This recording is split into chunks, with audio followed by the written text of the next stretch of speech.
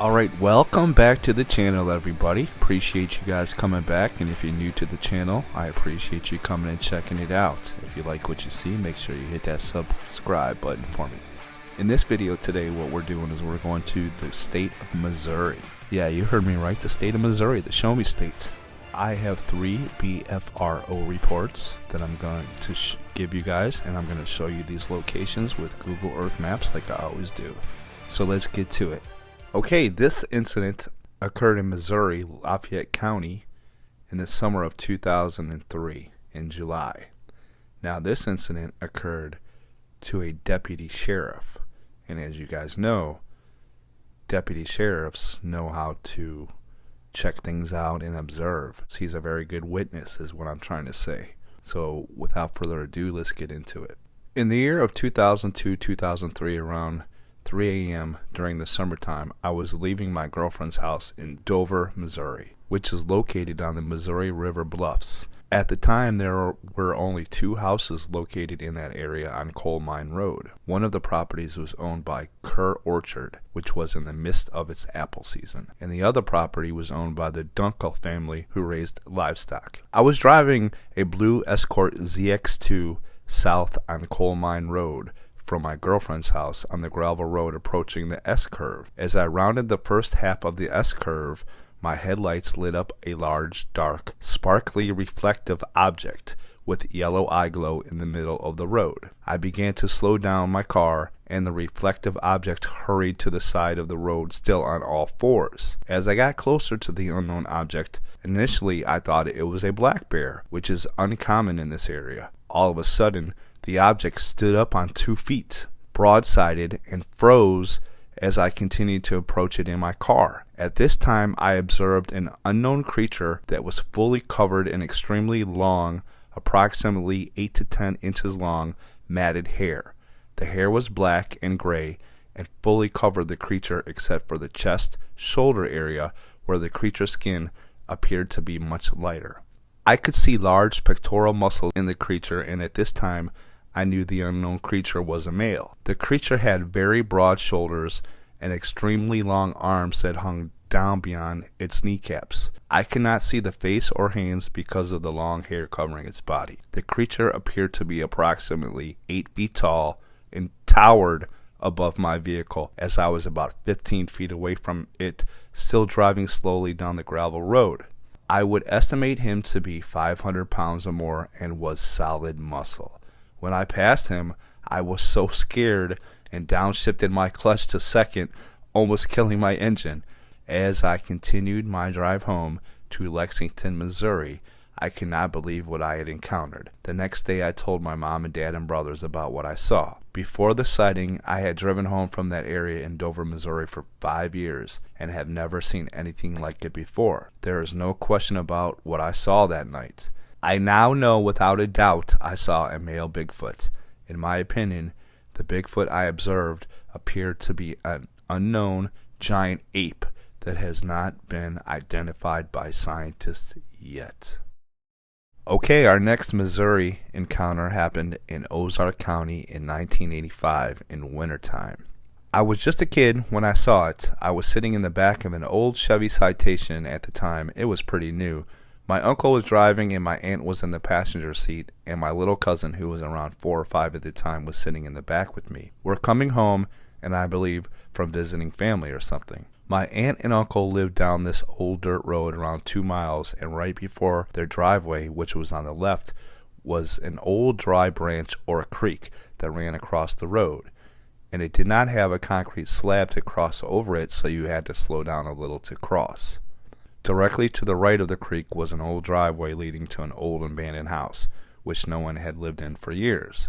It was dark, so naturally we had the headlights on, and as my uncle began slowly to pass over the rough gravel, something in the corner of my right eye came into view. My aunt kind of screamed, but not loudly because we were amazed and terrified. Something that looked to be around 8 foot tall, I know as a 10 or 11-year-old kid it was huge, came across the branch/creek which led out of the old driveway, and not running, but walking briskly, came directly in front of the car. We all just stared as it was some dream. It was swinging its arms a little and acted like we were not even there. It walked across the creek and crossed the water gate. I don't remember if it went under or over, but what I do remember is the branch had washed out the bank of my uncle's yard, and his perimeter fence was quite tall if you were standing in the branch. And this bright red-haired thing jumped over the bed of the branch like nothing and into my uncle's yard. Mind you, we were still watching in the car. We could see it walk up through the yard and up the hill until we lost sight of it with the headlights. My uncle turned into the drive, and we had all locked the doors. My aunt and uncle went through the countdown of 3, and we opened the doors and ran inside. We got inside, and my uncle got his hunting rifle out and went outside with his floodlight and looked for it. On his way back, which he didn't walk far, he tripped on the cord and it came unplugged. Then he yelled and got up and ran into the house and locked the door. To this day, if you ask him about what he saw, he will say he saw something, but he doesn't know what it was, or that somebody was playing a joke on us. My aunt will tell that she saw a Bigfoot, and so will I. My little cousin was too small to remember much, but I remember, and to this day, I don't go into the woods without a weapon. To the best of my ability, this is what it looked like.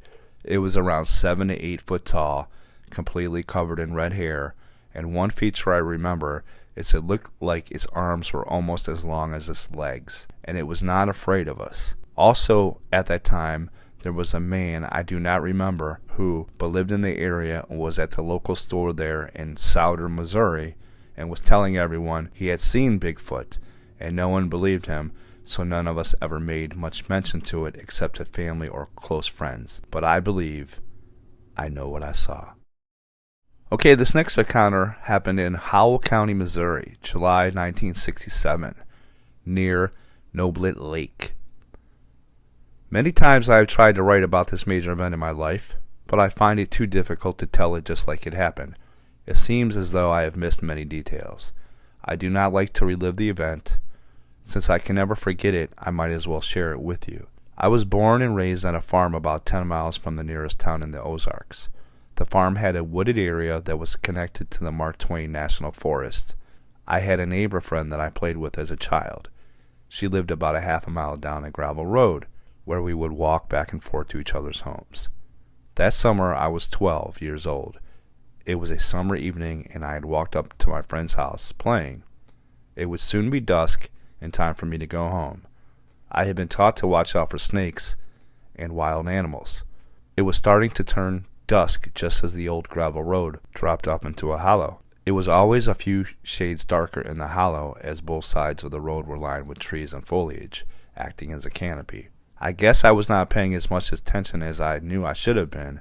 I was watching out for the snakes because the hollow always seemed to have more than its share. My dad had hunting dogs, and one always followed us around. I could smell the dog. It smelled like it had been down in the pond again. I could hear it walking along with me, just a few feet off into the woods. I started calling the dog to come to me, but it did not respond. I thought this was odd. The road was coming up out of the hollow, and I started to pay more attention to what was happening.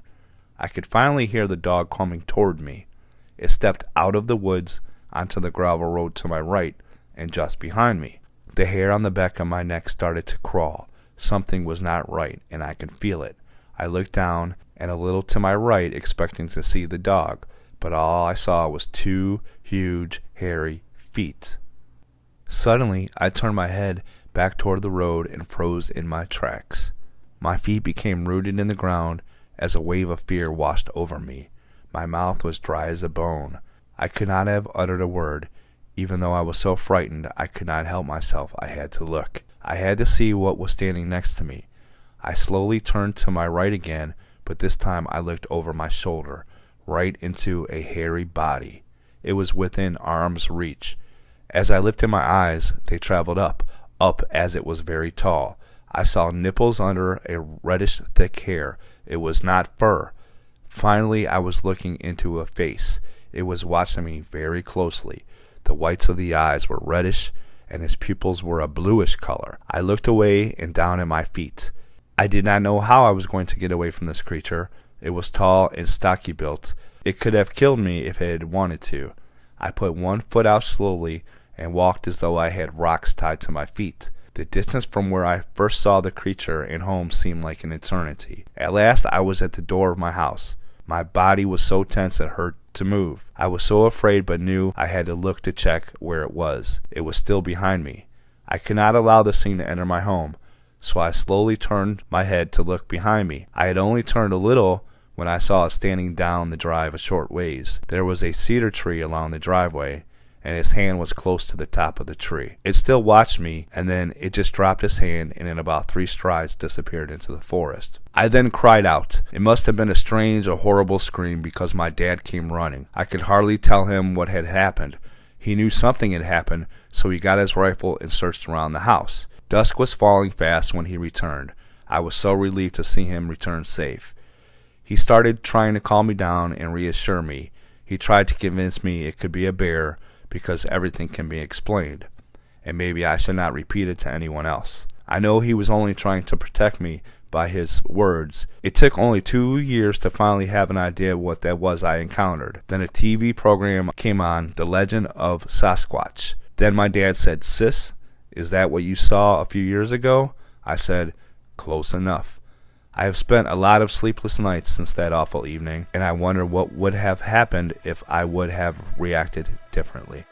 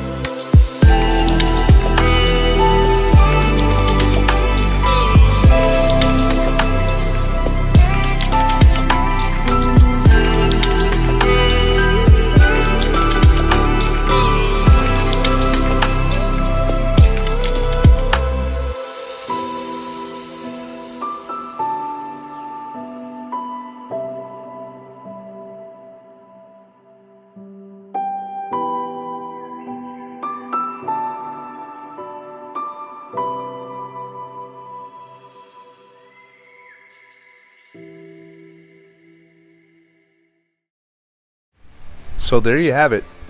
3 stories from Missouri. Man, I'll tell you what, those were some crazy stories. Imagine being a little girl and having Bigfoot right there. Like, I mean, well, there you go. There's another example of some people say they're peaceful.